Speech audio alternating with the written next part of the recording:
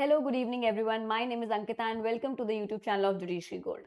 बहुत important topic आज मैं आपके सामने लेकर के आई हूँ विच इज एमपी एडीपीओ के लिए एविडेंस एक्ट कैसे पढ़े। बेसिकली आपका बीएसए या एविडेंस लॉ कैसे पढ़ा जाए, ठीक है। क्योंकि अभी तक इस बात पर एम्बिग्विटी है कि नया लॉ पूछा जाएगा या पुराना लॉ पूछा जाएगा, तो हम सेक्शन सेंट्रिक ना होकर के हम कॉन्सेप्ट सेंट्रिक होकर यहाँ पे बात करेंगे, ठीक है। सो इसीलिए मैं बार-बार कह रही हूँ कि हम एविडेंस लॉ कैसे पढ़ना है इस बात को समझेंगे, चाहे वो इंडियन एविडेंस एक्ट के थ्रू हो या वो बीएसए के थ्रू हो, ठीक है। हम मान के चल रहे हैं कि देखिए बीएसए तो पूछा जाएगा बिकॉज़ अब वो नया लॉ है, तो वो तो आपसे डेफिनिटली पूछा जाने ही वाला है। अब यहाँ पर हमें क्या करना है, let us see one by one. सबसे पहली चीज़ जो बहुत इंपॉर्टेंट है बीएसए पढ़ने के समय पर, दैट इज़ उसको स्ट्रक्चरली समझना, है ना? स्ट्रक्चर समझना बहुत ज़रूरी है, स्ट्रक्चरल अंडरस्टैंडिंग पूरे के पूरे एविडेंस एक्ट की बहुत ज़रूरी है। सारी चीज़ें बहुत व्यवस्थित तरीके से आपको वन बाय वन दी हुई हैं आपके पूरे बेयर एक्ट के अंदर।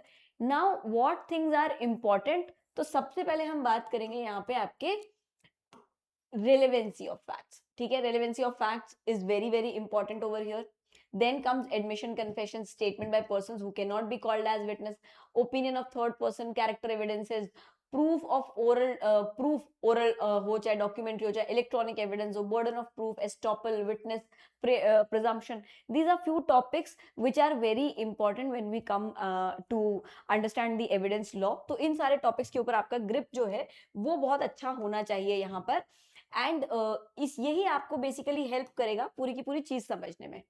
देन हम आगे चलते हैं। देन जहां पे हमने बात करी है स्ट्रक्चरल चीज को समझने में, अब हम बात करेंगे एक एक कॉन्सेप्ट को समझने के लिए। अब देखिए, सबसे पहले मैंने कहा कि रेलेवेंसी बहुत जरूरी है, रेलेवेंसी ऑफ फैक्ट्स बहुत इंपॉर्टेंट टॉपिक है। इसके अंदर सबसे ज्यादा चीजें जो आपको फोकस करना है वो है fact in issue versus relevant fact, ये दोनों में फर्क क्या है majorly. Then same transaction res gestae जो है आपका, वो क्या होता है, क्योंकि उससे रिलेटेड बहुत क्वेश्चंस बनते हैं, इलिस्ट्रेशन बेस्ड भी और आपके सेक्शनल क्वेश्चंस भी। Motive, preparation, conduct, conspiracy, previous and subsequent conduct, identification of the accused and cause of death and occasion. These are few very very important things जो आपको at least आपको यहाँ पर एक मेजर आइडिया होना चाहिए इन सारी चीजों के बारे में। Then moving to the next thing,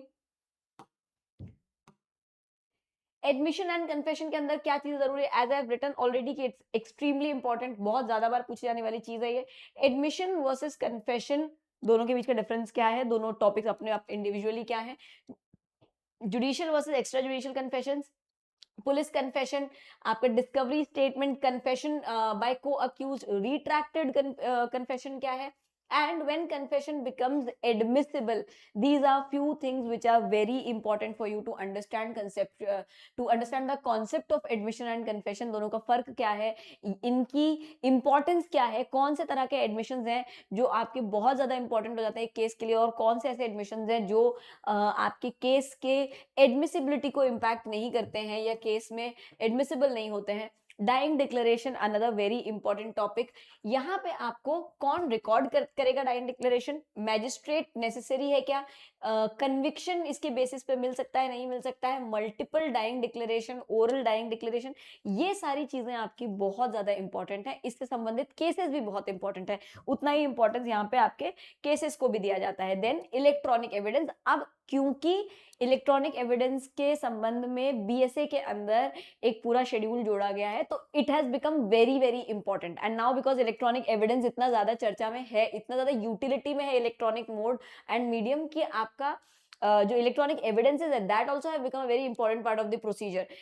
या फिर आप कह सकते हैं कि उनके फॉर्म, इलेक्ट्रॉनिक फॉर्म में जो आपके एविडेंसेस हैं वो भी बहुत इंपॉर्टेंट है, और इसलिए उनसे संबंधित कार्रवाई समझना भी बहुत इंपॉर्टेंट है। प्राइमरी सेकेंडरी इलेक्ट्रॉनिक एविडेंस क्या है, एडमिसिबिलिटी क्या है इलेक्ट्रॉनिक रिकॉर्ड्स की, सर्टिफिकेट रिक्वायरमेंट क्या है, CCTV, WhatsApp chats, email evidence, mobile recordings, call recordings, इनकी क्या वैलिडिटी है, इनकी क्या एडमिसिबिलिटी है, इनका क्या स्टेटस है आपके एविडेंस लॉ के अकॉर्डिंग, एक क्रिमिनल लॉ प्रोसीजर में या एक केस के ट्रायल में, ये सारी बातें यहाँ पर समझना आपके लिए बहुत जरूरी है, इससे रिलेटेड सारी बातें पढ़ना बहुत जरूरी है। Then comes the burden of proof, general burden, special knowledge, presumption, reverse burden, alibi. Then आपका dowry death presumptions and legitimacy presumptions, these are again few things जिसमें से बहुत क्वेश्चंस बनते हैं. Dowry death and legitimacy presumptions तो बहुत ही questions बनते हैं आपके, ठीक है, एंड बहुत बार बार ये पूछा ही जाता है आपके एग्जामिनेशंस में. Then coming on to witnesses, competency and compellability, इन दोनों को समझने की बहुत जरूरत है कंसेप्चुअली. ये आपके इंटरव्यू के लिए ज्यादा काम का हो सकता है एज कम्पेयर टू आपका प्री एग्जाम के लिए. Then child witness, hostile witness क्या है, इंटरेस्टेड विटनेस क्या है, अकम्प्लिस क्या होता है, अकम्प्लिस अगेन प्री के लिए बहुत इंपॉर्टेंट है. एक्सपर्ट विटनेस क्या होता है, leading questions, cross examination and refreshing memory, very very important. These last three things are very important for your preliminary purpose also. तो ये चीजें आपको यहाँ पर ध्यान से समझनी है. फिर उसके बाद हम प्रिजम्पशन पे आते हैं. मे presume, shell presume, conclusive presumption and conclusive proof and conclusive proof, these are the topics जिसको जो आपके एग्जामिनर्स है ना, they absolutely love. ये यहाँ से बहुत आपके क्वेश्चंस बनते हैं, तो इसीलिए इनको पढ़ना भी बहुत ज्यादा आपके लिए जरूरी होगा यहाँ पर. चलिए अब आगे बढ़ते हैं.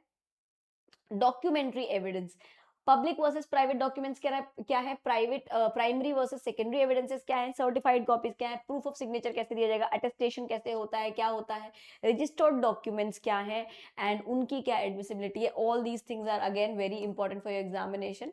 Now last thing is your landmark cases. ठीक है, लैंडमार्क केसेस में यहाँ पे मैंने आपको कुछ केसेस दिए हुए हैं, ऐसा नहीं है कि सिर्फ इतने ही केसेस है. दीज आर फ्यू केसेस जो आपको बहुत बहुत बहुत ज्यादा इंपॉर्टेंट है, बट इनके अलावा भी there are so many cases in evidence law जो आपको बहुत ज्यादा इंपॉर्टेंस रखते हैं. तो इन सारे केसेस को आप देख लीजिए, इनके बारे में पढ़ लीजिए. इनसे और अगर आप ज्यादा केसेस पढ़ सकते हैं तो वो और बेहतर बात है, बट इन केसेस को तो डेफिनेटली पढ़ना है.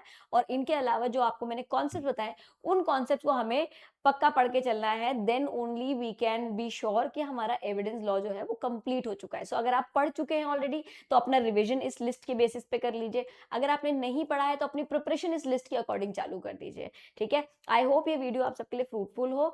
Bye everyone, make your day great and best of luck. इसके अलावा आप नेक्स्ट सेशन में किस चीज से संबंधित स्ट्रैटेजी चाहते हैं या कौन से सब्जेक्ट को पढ़ने की स्ट्रैटेजी चाहते हैं, do let me know in the comment section below. Bye everyone, make your day great.